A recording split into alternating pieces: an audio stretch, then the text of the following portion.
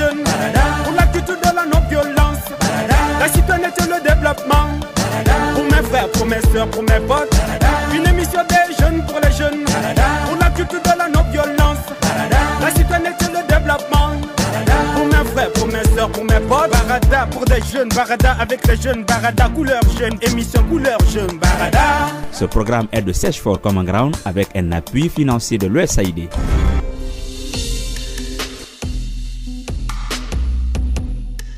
Chers amis jeunes, mesdames et messieurs, bienvenue dans Barada, votre espace d'échange entre jeunes. Cette semaine, l'équipe de production de votre magazine pose ses valises dans la commune urbaine de Kindia, une localité située à 135 km de Conakry. Kindia tire son nom de Manga Kindi Camara qui a fondé cette ville. Dans cette localité, les jeunes sont-ils impliqués dans la gestion des affaires à la base? Pour répondre à cette question, chers auditeurs, nous avons rencontré pour vous Ousmane Camara, un jeune leader de la dite commune.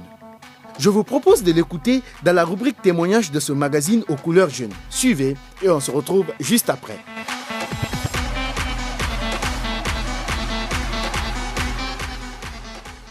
Je suis à Kindia.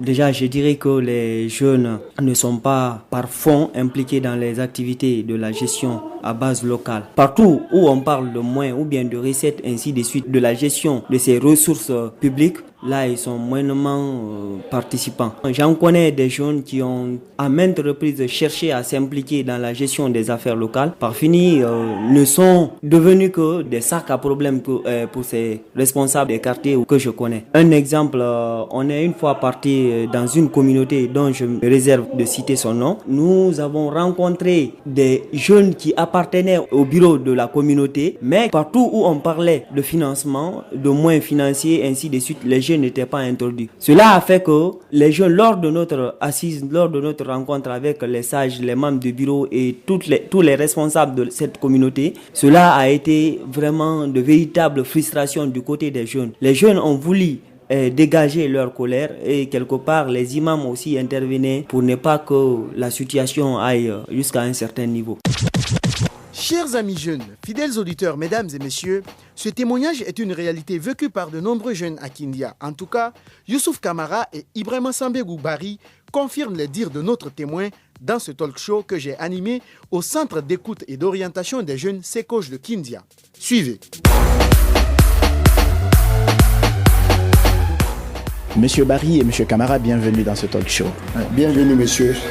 Merci beaucoup, monsieur Gallo. Voilà. Alors, je commence par vous, monsieur Bari. Vous avez écouté cette réaction de ce jeune. Qu'en pensez-vous? Je partage son avis parce que actuellement en Guinée, au niveau de la jeunesse, ça ne va pas. On appelle les jeunes, c'est quand il y a quelque chose. Quand il y a des pickings.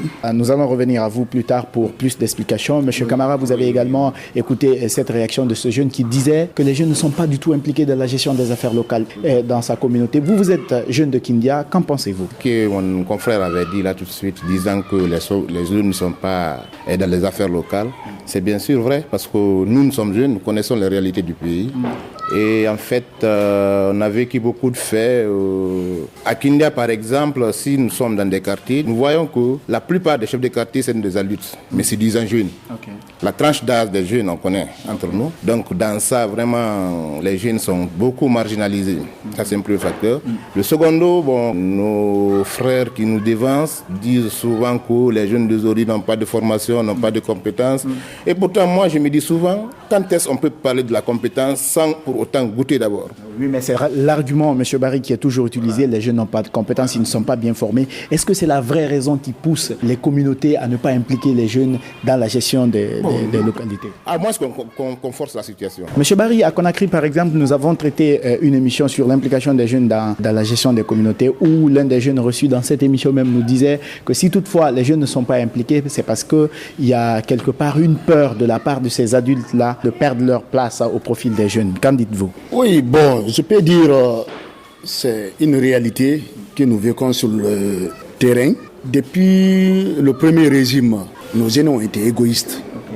Je ne sais pas quand est-ce qu'ils vont céder la place pour nous les jeunes. Si au moins ils nous approchaient, là on pouvait travailler ensemble, tirer quelque chose de clair pour la bonne marche de la chose publique. Mais est-ce que le fait que les jeunes attendent aussi à ce qu'on les approche, est-ce que cela ne rend pas réticents les personnes qui sont dans la gestion déjà, M. Camara? Bon, les personnes qui sont dans la gestion des choses n'ont pas seulement la bonne volonté, parce qu'on dit que c'est en forgeant qu'on devient forgeron. Si on n'approche pas un jeune à se forger, il ne pourra pas bien travailler. Donc, il devrait avoir l'esprit d'approcher les jeunes pour mieux les remplacer après eux. Mais si toutefois que cela n'est pas fait, et laisser les jeunes à l'abandon, je ne pense pas que peut-être ils ne chercheront qu'à avoir raison sur les jeunes. En approchant les jeunes, qu'est-ce que nous devons faire pour qu'on puisse les impliquer? Seulement en nous unissant. On s'unit, on se donne les mains. Par exemple, par rapport aux élections communales comme ça, là, si tous les jeunes de Kindia se donnaient la main tout de suite là, on dit vraiment on choisit tel jeune pour nous représenter. Pas à cause de l'argent, ni rien. Par rapport à sa formation, à sa possibilité, vraiment on le soutient. Tous les jeunes viennent, on vote pour lui. Voilà, c'est une manière de forcer la situation. À part de ça, je ne pense pas s'il y a une autre possibilité. Parce que ici, actuellement, les jeunes ne suivent que de l'argent, la plupart des jeunes. Mais si vraiment tout le monde est là, en accord commun, on se fait vraiment l'unanimité dans tous les quartiers, dans toute la préfecture, là, je suis certain qu'on pourra aboutir, peut-être. Monsieur Barry, avez-vous une autre solution pour impliquer les jeunes dans la gestion des affaires locales ici à Kindia? La seule solution, c'est d'abord institutionnaliser les choses d'abord. C'est-à-dire qu'on insère des textes dans nos différentes lois qui poussent l'aîné, coûte que coûte, à approcher la jeunesse. Là, ça peut marcher. Mais si ce n'est pas ça, c'est difficile. Merci Ibrahim Assambegou Barry et Youssouf Camara de passer dans ce talk show. Merci beaucoup, merci M. Gallo. Chers auditeurs, mesdames et messieurs, il est difficile pour ces jeunes que nous venons d'écouter de s'intégrer dans la gestion de leur collectivité. À présent, nous allons écouter la dernière rubrique qui n'est autre que l'avis de l'expert. Nous y avons pour invité Aboubakar Sidiki Koulibaly, responsable de la plateforme de communication pour le développement de Kindia. Suivez.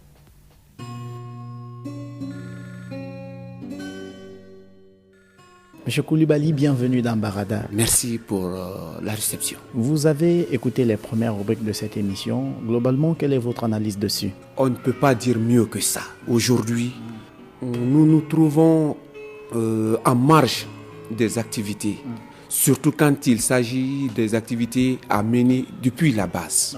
Ceci dit, quand les jeunes ne sont vus à Kindia que quand c'est chaud, ou bien voilà tout de suite, on voit qu'en menant telle activité tout de suite, on voit il y a une source de financement, ou bien un budget, un capital, de l'argent quelque part là tout de suite. Profiter, il faut faire participer les jeunes en qui la commune, c'est-à-dire les bailleurs de fonds peuvent avoir confiance, leur faire participer, mais cette participation n'est que formelle. Hein. Vous êtes administrateur de la plateforme de communication pour un développement ici à Kindia même. À votre avis, pourquoi les jeunes ne sont pas impliqués dans la gestion des affaires locales? Il y a l'ordre social d'abord que je vois dedans.